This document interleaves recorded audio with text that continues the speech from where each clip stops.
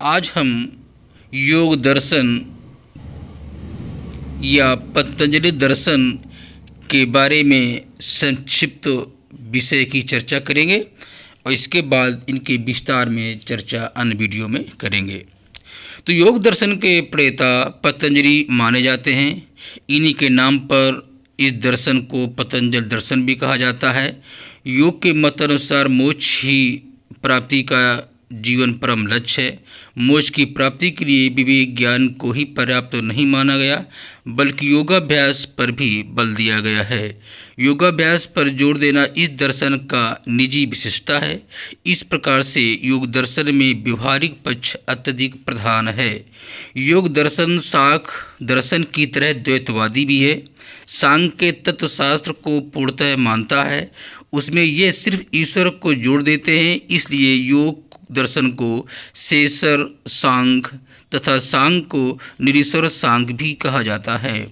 योग दर्शन के ज्ञान का आधार पतंजलि द्वारा लिखित योग सूत्र को ही कहा जा सकता है। योग सूत्र में योग के स्वरूप, लक्षण और उद्देश्य की पूर्ण चर्चा की गई है। योग सूत्र पर व्यास ने एक भाष्य लिखा है जिसे योग भाष्य कहा जाता है। यह भाष्य योग दर्शन का प्रमाणिक ग्रंथ माना गया है। वाजपेयी मिश्र ने भी योग सूत्र पर टीका लिखी है जो तत्व वैसारादि कही जाती है। सांख्य दर्शन और योग दर्शन में अत्यंत ही निकटता का संबंध है, जिसके कारण दोनों दर्शनों को समान तंत्र कहा जाता है। दोनों दर्शनों के अनुसार जीवन का मूल उद्देश्य मोक्षानुभूति प्राप्त करना है।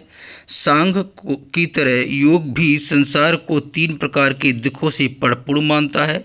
वो 3 प्रकार के दुख हैं: आध्यात्मिक दुख, अधिभौतिक दुख और अधिदैविक दुख। तो मोक्ष का अर्थ इन 3 प्रकार के दुखों से छुटकारा पाना है।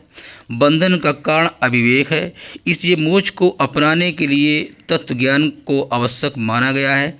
वस्तुओं के वास्तविक स्वरूप को जानकर ही मानव मुक्त हो सकता है। सांख्य के मतानुसार मोक्ष की प्राप्ति विवेक ज्ञान से ही संभव है, परंतु योग दर्शन विवेक ज्ञान की प्राप्ति के लिए योगाभ्यास की आवश्यकता मानता है। इस प्रकार से योग दर्शन में सैद्धांतिक ज्ञान के अतिरिक्त व्यवहारिक पक्ष पर भी जोर दिया गया है।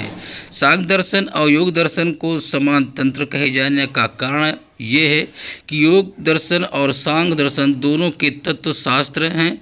योग दर्शन सांख्य के तत्व विचार को अपनाता है। सांख्य के अनुसार तत्वों की संख्या 25 है। सांख्य के 25 तत्वों 10 बाह्य इंद्रियां, 3 आंतरिक इंद्रियां, 5 तंत्र मात्रा और 5 महाभूत प्रकृति और पुरुष को भी योग भी मानता है। योग के इन तत्वों में एक ईश्वर को जोड़ देता है जो योग दर्शन का 26वां तत्व है। अतः योग के मतानुसार तत्वों की संख्या 26 है। योग इन तत्वों की व्याख्या सांख्य से अलग होकर नहीं करता, बल्कि सांख्य के तत्व विचार को ज्यों का त्यों सिर्फ ईश्वर को जोड़कर मान लेता है। इस प्रकार से योग दर्शन तत्व विचार के मामले में सांख्य दर्शन पर आधारित है। योग दर्शन सांख्य दर्शन के प्रमाण शास्त्र को भी ज्यों का त्यों मान लेता है। तो सांख्य के मतानुसार प्रमाण 3 हैं: प्रत्यक्ष प्रमाण, अनुमान प्रमाण और शब्द प्रमाण। इन्हीं को ज्ञान का साधन माना जाता है। सांख्य के विकासवादी सिद्धांत योग को भी मान्य है। योग दर्शन विश्व के निर्माण की व्याख्या प्रकृति से करता है। प्रकृति का ही रूपांतर विश्व की विभिन्न वस्तुओं में होता है। अतः सांख्य प्रकृति परिणामवाद को मानता है। समस्त विश्व अचेतन प्रकृति का वास्तविक रूपांतर है। जहाँ तक कार्य कारण सिद्धांत का संबंध है, योग दर्शन सांख्य पर आधारित है। सांख्य की तरह योग भी सत्कारवाद को अपनाता है। अतः सांख्य और योग को समान तंत्र कहना संगत है। सच पूछा जाए तो कहना पड़ेगा कि योग दर्शन एक व्यवहारिक दर्शन है, जबकि सांख्य एक सैद्धांतिक दर्शन है। सांख्य के सैद्धांतिक पक्ष का व्यवहारिक प्रयोग ही योग दर्शन कहलाता है। अतः योग दर्शन योगाभ्यास की पद्धति को बदलाकर सांख्य दर्शन को सफल बनाता है। सांख्य दर्शन में ईश्वर की चर्चा नहीं हुई है। सांख्य ईश्वर के संबंध में पूर्णतः मौन है। इससे कुछ विद्वानों ने सांख्य दर्शन को अनिसरवादी कहा है, परंतु सांख्य का दर्शन इस विचार का पूर्ण रूप से खंडन नहीं करता है। सांख्य में कहा गया है कि ईश्वरा सिद्धे ईश्वरा असिद्ध, ईश्वरा सिद्धे ईश्वर असिद्ध है। सांख्य में ईश्वर भागवत ईश्वर का अभाव है नहीं कहा गया है। योग दर्शन में ईश्वर के स्वरूप की पूर्ण रूप से चर्चा हुई है। ईश्वर को प्रस्थापित करने के लिए तर्कों का प्रयोग किया गया है।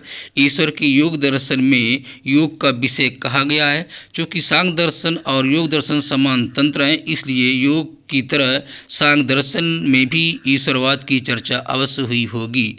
योग दर्शन में योग के स्वरूप, उद्देश्य और पद्धति की चर्चा हुई है। सांख्य की तरह योग दर्शन भी मानता है कि बंधन का कारण अविवेक है। पुरुष और प्रकृति की भिन्नता का ज्ञान नहीं रहना ही बंधन है। बंधन का नाश विवेक ज्ञान से संभव है। विवेक ज्ञान का अर्थ पुरुष और प्रकृति के भेद का ज्ञान कहा जा सकता है। जब आत्मा को अपने वास्तविक स्वरूप को ज्ञान हो जाता है, तब आत्मा ये जान लेती है कि मैं मन, बुद्धि, अहंकार से भिन्न हूँ। तब वह मुक्त हो जाती है। योग दर्शन में इस आत्मज्ञान को अपनाने के लिए योगाभ्यास की व्याख्या हुई है। योग दर्शन में योग का अर्थ है चित्त वृत्ति का विरोध। मन, अहंकार और बुद्धि को चित्त कहा जाता है। ये अत्यंत ही चंचल हैं, अतः इनका निरोध परमा आवश्यक है। इस तरह हम योग दर्शन या पंथी दर्शन के विषय में प्रवेश करने से पहले उनके बारे में संक्षिप्त जानकारी रही, और नेक्स्ट वीडियो में हम उनके अन्य योगदान की चर्चा करेंगे।